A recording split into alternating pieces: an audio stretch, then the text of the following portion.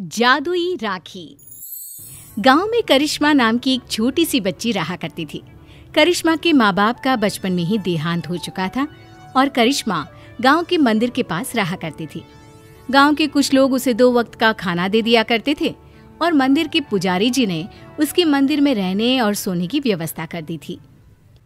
अरे करिश्मा बेटा, आज सुबह से इतनी उदास क्यों बैठी हो? क्या बात है बेटा? कोई बात नहीं काका, रक्षाबंधन का त्योहार आ रहा है।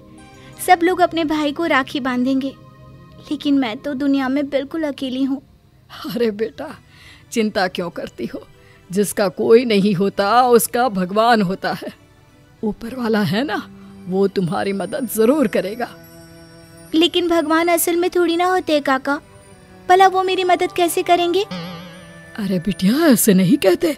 भगवान तो सब जगह होते हैं और देखना, वो तुम्हारी मदद भी जरूर करेंगे। पुजारी जी के जाने के बाद करिश्मा उदास होकर मंदिर की सीढ़ियों पर बैठ गई। उसे कुछ भी समझ में नहीं आ रहा था। तभी कुछ देर बाद मंदिर में एक साधु आते हैं। क्या बात है बेटा, तुम ऐसे चुपचाप क्यों बैठी हो? क्योंकि मैं बहुत उदास हूँ। इस दुनिया में मेरा कोई नहीं, मैं बिल्कुल अकेली हूँ। अरे तुम्हें उदास होने की कोई जरूरत नहीं है। ये देखो, मेरे पास एक बहुत सुंदर फूल है। तुम इसमें धागा पिरोकर भगवान के हाथ पर राखी की तरह बांध देना। लेकिन उससे क्या होगा बाबा?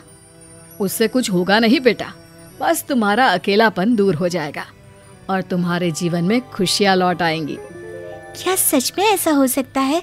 हाँ, रक्षाबंधन वाले दिन सुबह नहा धोकर मंदिर की जो मूर्ति है उस पर फूल की राखी बनाकर बांध देना। इतना कहकर साधु वहां से चले गए। अब तो करिश्मा बस हर दिन रक्षाबंधन के दिन का इंतजार करने लगी। 2-3 दिन इसी तरह बीत गए और रक्षाबंधन आ गया।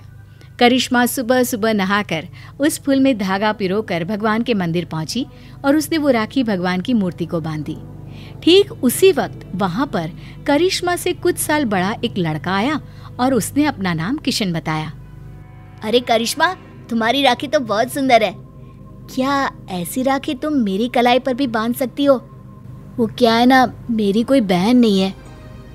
लेकिन ये राखी में जो फूल लगा हुआ है वो मुझे किसी साधु बाबा ने दिया था और मेरे पास दूसरा कोई फूल नहीं है। लेकिन मुझे तो तुम्हारे हाथ की बनी हुई राखी ही चाहिए, कहीं से भी लेकर आओ। अब मैं क्या करूं? भगवान ने बड़ी मुश्किल से मेरे जीवन में किसी को भेजा है। अगर मैंने किशन को राखी नहीं बांधी तो वो नाराज होकर चला जाएगा। सोचते सोचते करिश्मा मंदिर के बगीचे में पहुंची और वहां से उसने फूलों की मदद से एक सुंदर सी राखी बनाई और मंदिर में पहुंची। ये देखो किशन, मैंने तुम्हारे लिए बहुत सुंदर राखी बनाई है। नहीं, मुझे वही राखी चाहिए जो तुमने भगवान को बांधी है। लेकिन ये कैसे हो सकता है? वो राखी तो मैं भगवान की मूर्ति को बांध चुकी हूँ। तो कोई बात नहीं, वहाँ से वो राखी उतार कर तुम मुझे बांध लो और ये जो नई राखी तुमने बनाई है वो ले जाकर भगवान को बांध दो।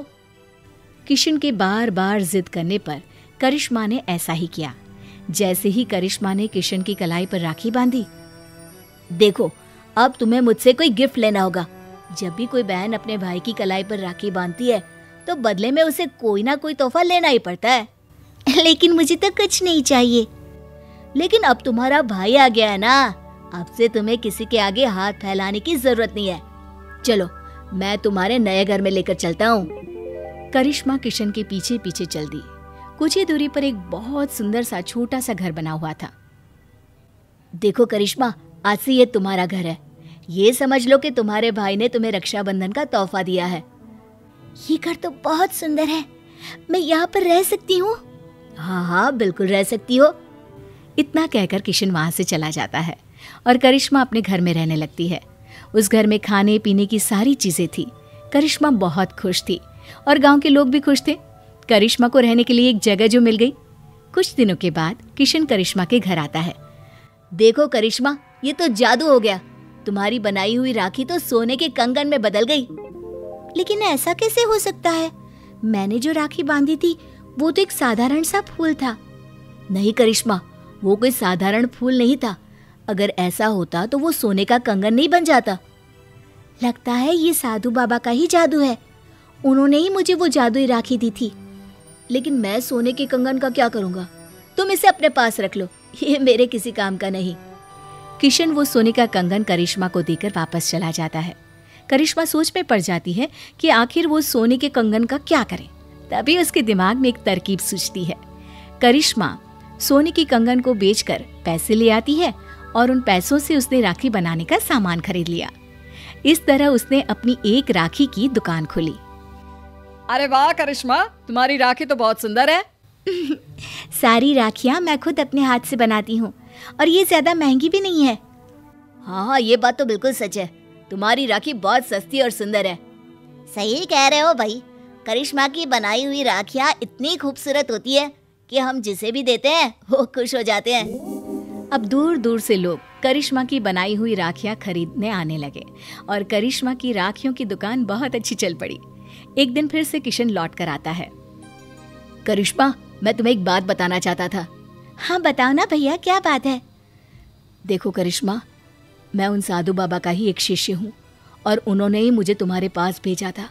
वो तुम्हारे बारे में जानना चाहते थे कि तुम कितनी ईमानदार हो, इसीलिए वो सोने का कंगन मैंने तुम्हें दिया था और तुमने उस सोने के कंगन का उपयोग एक अच्छे काम में किया है। इसलिए साधु बाबा और मैं, हम दोनों ही तुमसे बहुत खुश हैं और हम दोनों का आशीर्वाद तुम्हारे साथ है। अब आने वाले जीवन में तुम्हें किसी भी प्रकार की परेशानी का सामना नहीं करना पड़ेगा। किशन भैया, तुम्हारे जैसा भाई और साधु बाबा जैसे गुरु पाकर मेरा तो जीवन ही सफल हो गया। मेरी मदद करने के लिए बहुत बहुत धन्यवाद। आपकी दी हुई जादुई राखी ने सच में मेरा जीवन बदल दिया।